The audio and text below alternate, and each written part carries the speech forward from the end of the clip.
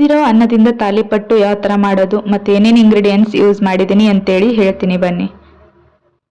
ಮೊದಲಿಗೆ 1 ಕಪ್ ಉಳಿದಿರೋ ಅನ್ನ ತೊಗೊಂಡಿದ್ದೀನಿ ಮತ್ತು 3 ಥರ ಹಿಟ್ಟು ಕಲಿಸಿಟ್ಕೊಂಡಿದ್ದೀನಿ. 4 ಟೇಬಲ್ ಸ್ಪೂನು ಕಡಲೆ ಹಿಟ್ಟು ಅಂದರೆ ಹಸಿಬಿಳಿ ಹಿಟ್ಟು, 2 ಟೇಬಲ್ ಸ್ಪೂನ್ ಗೋಧಿ ಹಿಟ್ಟು, 1 ಟೇಬಲ್ ಸ್ಪೂನ್ ಜೋಳದ ಹಿಟ್ಟು. ಇದನ್ನೇ ಚೆನ್ನಾಗಿ ಮಿಕ್ಸ್ ಮಾಡಿ ಇಟ್ಕೊಂಡಿದ್ದೀನಿ.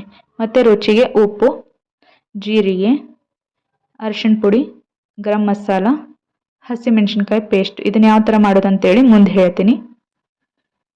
ಮತ್ತು ತುರಿದಿಟ್ಕೊಂಡಿರೋ 1 ಕ್ಯಾರೆಟ್, 1 ಈರುಳ್ಳಿ ಹೆಚ್ಚಿಟ್ಕೊಂಡಿರೋದು, ಅರ್ಧ ಕ್ಯಾಬೇಜ್, 2 ಹಸಿಮೆಣಸಿನ್ಕಾಯಿ, ಸ್ವಲ್ಪ ಕರಿಬೇವು, ಸೋಡಾ ಪುಡಿ ಮತ್ತು ಅಜ್ವೈನ. ಇವಾಗ ತಾಲಿಪಟ್ಟು ಯಾವ ಥರ ಮಾಡೋದು ಅಂತೇಳಿ ಹೇಳ್ಕೊಡ್ತೀನಿ ಬನ್ನಿ. ಮೊದಲಿಗೆ ಅನ್ನನ ಈ ಥರ ಸ್ಮ್ಯಾಶ್ ಮಾಡ್ಕೋಬೇಕು ಕೈಲಿಂತರ, ಇಲ್ಲ ಅಂತಂದರೆ ಮಿಕ್ಸರ ಮಾಡ್ಕೋಬೇಕು. ಮಿಕ್ಸರಿಗೆ ಹಾಕ್ಕೊಂಡು ನಾನು ಈ ಥರ ನಾದ್ಕೊತಾ ಇದ್ದೀನಿ. ಚೆನ್ನಾಗಿ ನಾದ್ಕೋಬೇಕು.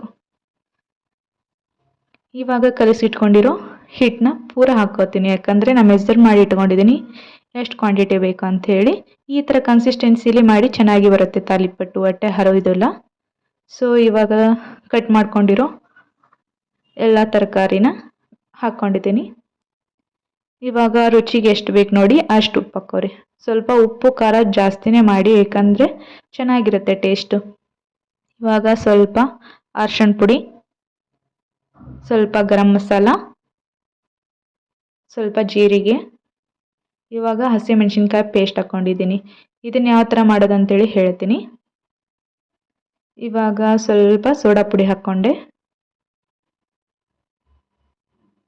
ಮತ್ತು ಸ್ವಲ್ಪ ಅಜ್ವೈನನ ಈ ಥರ ಕೈಯಲ್ಲಿ ಮಿಕ್ಸ್ ಮಾಡಿಕೊಂಡು ಈ ಥರ ಹಾಕ್ಕೋಬೇಕು. ಈಗ ಚೆನ್ನಾಗಿ ನಾದ್ಕೋಬೇಕು. ನೀರಿಲ್ಲದೆ ಸ್ವಲ್ಪ ನಾದ್ಕೋಬೇಕು, ಯಾಕಂದರೆ ಅನ್ನದಲ್ಲೇ ತೇವಾಂಶ ಇರುತ್ತೆ ಅಲ್ವಾ.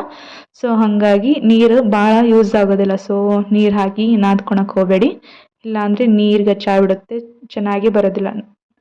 ಸೊ ಹಾಗಾಗಿ ನೀರಿಲ್ಲದೆ ಸ್ವಲ್ಪ ನಾದ್ಕೋಬೇಕು.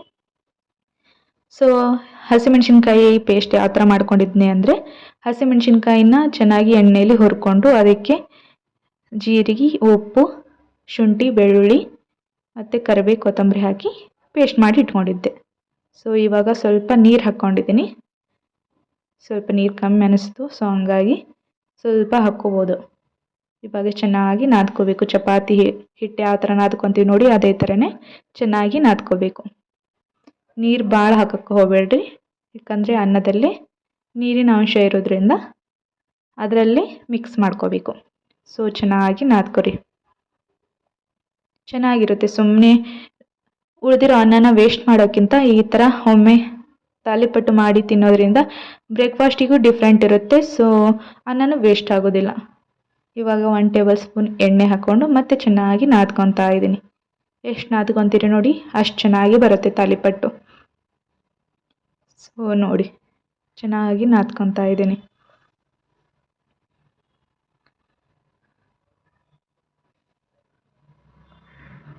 ಸೊ ಇವಾಗ ನಾದ್ಕೊಂಡೆ ಇದನ್ನೇ ಚೆನ್ನಾಗಿ ಸ್ವಲ್ಪ ಈ ಥರ ಉಳ್ಳಿ ಮಾಡಿಕೊಂಡು ಸೈಡಲ್ಲಿ ಇಟ್ಕೊತಾ ಇದ್ದೀನಿ.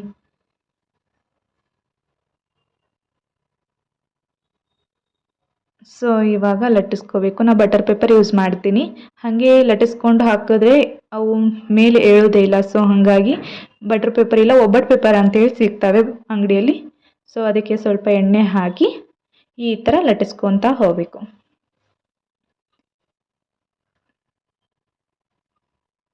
ಸೊ ನೋಡಿ ಈ ಥರ ಲಟ್ಟಿಸ್ಕೊಂಡಿದ್ಮೇಲೆ ಸ್ವಲ್ಪ ಕೈಲಿ ತಟ್ಟ್ರಿ. ಇವಾಗ ಎಣ್ಣೆ ಕಾದಿದೆ, ಹಂಚು ಕಾದಿದೆ. ಸೊ ಹಾಗಾಗಿ ಎಣ್ಣೆ ಹಾಕ್ಕೊಳಕ್ಕೆ ಹೋಗಬೇಡಿ, ಹಾಗೆ ತಾಲಿಪಟ್ಟು ಹಾಕಿ ಅಂದರೆ ಈಗ ನೋಡಿ ಇವಾಗ ಎಣ್ಣೆ ಹಾಕ್ಕೋಬೇಕು. ಮೊದಲೇ ಎಣ್ಣೆ ಹಾಕ್ಕೊಂಡ್ರೆ ನಾನ್ ಸ್ಟಿಕ್ ಅಲ್ವಾ, ಸೊ ತಳ ಹಿಡ್ಕೊಂಡ್ಬಿಡುತ್ತೆ. ಸೊ ಹಾಗಾಗಿ ಏಳೋದೇ ಇಲ್ಲ ಅವು ಮೇಲೆ. ಸೊ ಮೊದಲಿಗೆ ಎಣ್ಣೆ ಹಾಕ್ಕೊಳಕ್ಕೆ ಹೋಗಬೇಡಿ. ತಾಲಿಪಟ್ಟು ಹಾಕಿದ ಮೇಲೆ ಎಣ್ಣೆ ಹಾಕೋರಿ ಸುತ್ತಲೂ. ಸೊ ಚೆನ್ನಾಗಿ 2 ಕಡೆ ಚೆನ್ನಾಗಿ ಬೇಯಿಸ್ಕೊತಾ ಇದ್ದೀನಿ. ಸೊ ನೋಡಿ ಒಟ್ಟು ಹರಿಯೋದಿಲ್ಲ. ಈ ಥರ ತಾಲಿಪಟ್ಟು ಪೇಪರ್ ಇಲ್ಲ ಒಬ್ಬಟ್ಟು ಪೇಪರ್ ಅಂತ ಸಿಗುತ್ತೆ ಅಲ್ವಾ, ಅದರಲ್ಲಿಂದ ಈಸಿ ಆಗುತ್ತೆ. ಅದನ್ನು ತಗೊಂಡು ಮಾಡ್ಕೊರಿ. ಸೊ ನೋಡಿ ಇವಾಗ ಚೆನ್ನಾಗಿ 2 ಕಡೆನೂ ಬೇಯಿಸ್ಕೊಂಡೆ. ಇದನ್ನ ಒಂದು ಪ್ಲೇಟಿಗೆ ಸರ್ವ್ ಮಾಡ್ಕೊಂಡಿದ್ದೀನಿ. ನೋಡಿ ಎಷ್ಟು ಚೆನ್ನಾಗಿ ಬಂದಿದೆ. ಹೀಗೆ ಉಳಿದಿರೋ ಉಳ್ಳಿನೂ ಎಣ್ಣೆ ಹಾಕ್ಕೊಂಡು ಚೆನ್ನಾಗಿ ಲಟ್ಟಿಸ್ಕೊಂಡು ಬೇಯಿಸ್ಕೊತೀನಿ.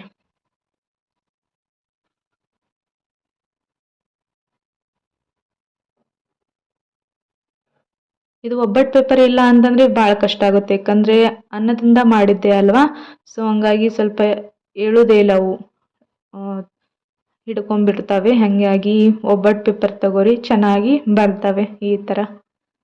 ಸೊ ನೋಡಿ, ಎರಡು ಕಡೆ ಎಣ್ಣೆ ಹಾಕ್ಕೊಂಡು ಚೆನ್ನಾಗಿ ಫ್ರೈ ಮಾಡ್ಕೊತಾ ಇದ್ದೀನಿ. ಈ ಥರ ಒಮ್ಮೆ ಟ್ರೈ ಮಾಡಿ, ಚೆನ್ನಾಗಿರುತ್ತೆ. ಬ್ರೇಕ್ಫಾಸ್ಟ್ ಡಿಫ್ರೆಂಟ್ ಆಗಿರುತ್ತೆ ಮತ್ತು ಅನ್ನನೂ ವೇಸ್ಟ್ ಆಗೋದಿಲ್ಲ. ಸೊ ಎರಡು ಕಡೆನೂ ಚೆನ್ನಾಗಿ ಎಣ್ಣೆ ಹಾಕ್ಕೊಂಡು ಬೇಯಿಸ್ಕೊತಾ ಇದ್ದೀನಿ. ಸೊ ನೋಡಿ ಎಷ್ಟು ಚೆನ್ನಾಗಿ ಬಂದಿದೆ. ಸೊ ಇವಾಗ ಒಂದು ಪ್ಲೇಟಿಗೆ ಸರ್ವ್ ಮಾಡ್ಕೊಂಡಿದ್ದೀನಿ. ಇದು ಸಾಸ್ ಜೋಡಿ ಅಥವಾ ಟೊಮೆಟೊ ಚಟ್ನಿ ಜೋಡಿನೂ ಚೆನ್ನಾಗಿರುತ್ತೆ. ಸೊ ನೋಡಿ ಎಷ್ಟು ಚೆನ್ನಾಗಿ ಬಂದಿದೆ. ಈ ವಿಡಿಯೋ ನಿಮ್ಗೆ ಇಷ್ಟ ಆಗಿದ್ದರೆ ಪ್ಲೀಸ್ ಒಂದು ಲೈಕ್ ಕೊಡಿ. ಹಾಗೆ ಇನ್ನೂ ನನ್ನ ಚಾನಲ್ಗೆ ಯಾರು ಸಬ್ಸ್ಕ್ರೈಬ್ ಆಗಿಲ್ಲ, ಪ್ಲೀಸ್ ಸಬ್ಸ್ಕ್ರೈಬ್ ಆಗಿ. Thank you. Have a nice day. Bye.